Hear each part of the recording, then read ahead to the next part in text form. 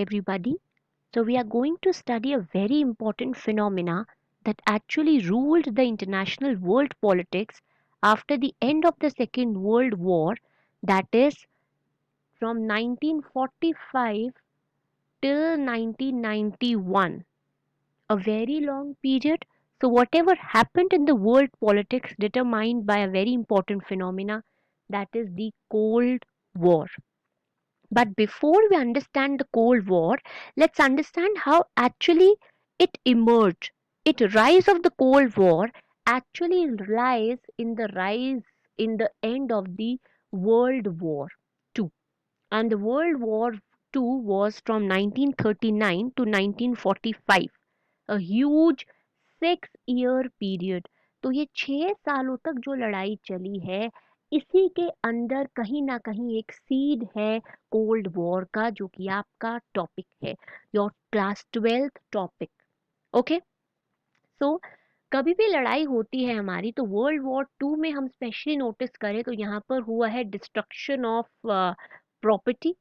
यहाँ प्रॉपर्टी का बहुत नुकसान हुआ है, the loss of the human life. ठीक. So this was also very problematic. And if you see the two big powers जो वर्ल्ड वॉर टू बेसिकली जिनके बीच में हुआ है, वो है एलाइड पावर्स और एक्सिस पावर्स. एलाइड पावर्स हैं आपके यूएस, यूके, यूएसएसआर, फ्रांस. और एक्सिस पावर हैं आपके Germany, Italy and Japan. US ने बहुत बाद में जाके एलाइड पावर्स को ज्वाइन किया, मतलब वर्ल्ड वॉर टू को ज्वाइन किया. यूएस ने स्टार्टिंग में वर्ल्ड वॉर टू ज्वाइन नहीं किया था. इन्होंने क्यों जंप इन किया वर्ल्ड वॉर टू में? Because of Japan. जापान ने अमेरिका के, यूएस के नेवल बेस पे अटैक किया था. एंड नेवल बेस क्या होता है? नेवी का एक बेस था पर्ल हार्बर में. पर्ल हार्बर पे अटैक कर देता है जापान, और इसकी वजह से अमेरिका वर्ल्ड वॉर टू में आता है इन द ईयर 1942. ठीक. जिसका मेंशन आप लोगों को यूएस हेजिमनी के चैप्टर में भी मिलेगा. Then you have Soviet Union here. See, Soviet Union is here, France is there, UK is there.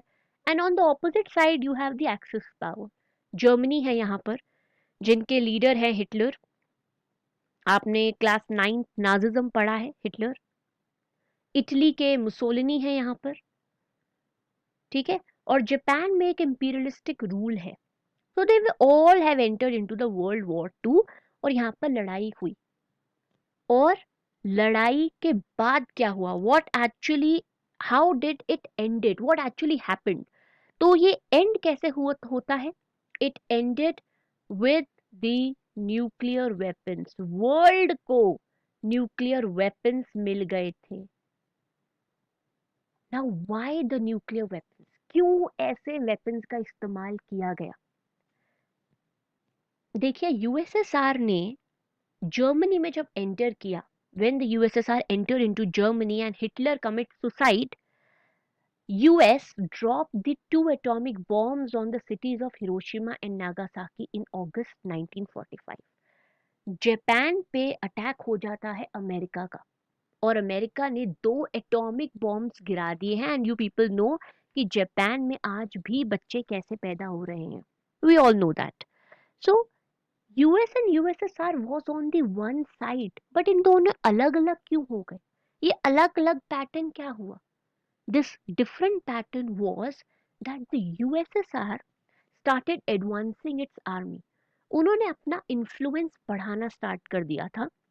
और एशियन कंट्रीज हो गई, साउथ एशियन कंट्रीज हो गई, यहाँ पर अपना ज़्यादा इन्फ्लुएंस बढ़ाना स्टार्ट कर दिया था. और अगर मैं कहूँ तो India was also a part of this. India was so much influenced. Nehru, India under Nehru was very much influenced by USSR. America ये देख के खुश नहीं था. America does not want this influence, कि अगर ऐसे लड़ाई चलती रही तो ये पूरा साउथ एशिया और एशियन कंट्रीज को अपने इन्फ्लुएंस में कर लेंगे, which was not a good thing for America. So what America did? America ने ड्रॉप कर दिए बॉम्ब. और अमेरिका ने रीजन क्या दिया? अब क्योंकि अब रीजन भी देना था, रीजन तो देना ही है आपको कि आपने क्यों किया. इन्होंने बोला कि हमने इसीलिए किया ताकि इमीडिएटली वॉर एंड हो जाए, खत्म हो जाए. एंड करने के लिए, खत्म करने के लिए हमने बॉम्ब गिरा दिए। दूसरा, हमने वर्ल्ड को सेव कर लिया। Now this word hidden meaning is कि हम यूएसएसआर का इन्फ्लुएंस पूरे वर्ल्ड में नहीं चाह रहे थे, क्योंकि अगर वर्ल्ड वॉर टू और एक साल खिंचता तो और लड़ाई होता और वेपन्स बन जाते, which was a deadliest thing.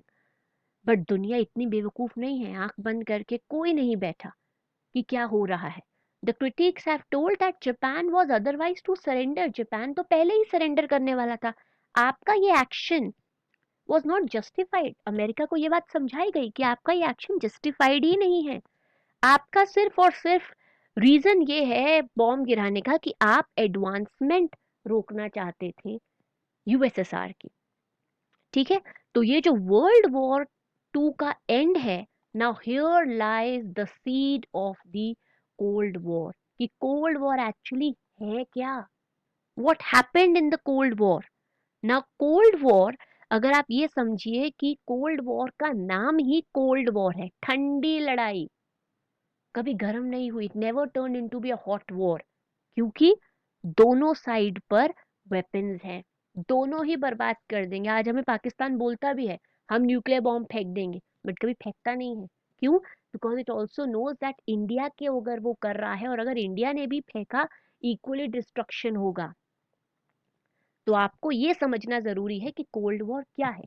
Cold War refer to the series of competition, tensions, confrontation between two US and USSR, दोनों के बीच में। And this actually cold war की डेफिनेशन जो है ये 1 मार्क का क्वेश्चन है, सीबीएसई बोर्ड बहुत बारी ये चीज पूछी जाती है। एमसीक्यू है आप आपके टाइम में, तो एमसीक्यू तो जनरली ये लोग ऑप्शन देके पूछेंगे ही। So you need to understand the fact that what is a cold war. किसके बीच में कंपटीशन हो रहा है?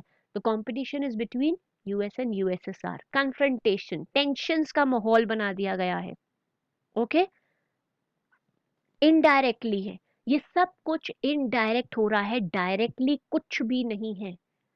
And the features of the Cold War, which is very much important, that means what actually happened in the Cold War: ideological conflict, war of propaganda, proxy war, arms race and arms control, and the logic of deterrence.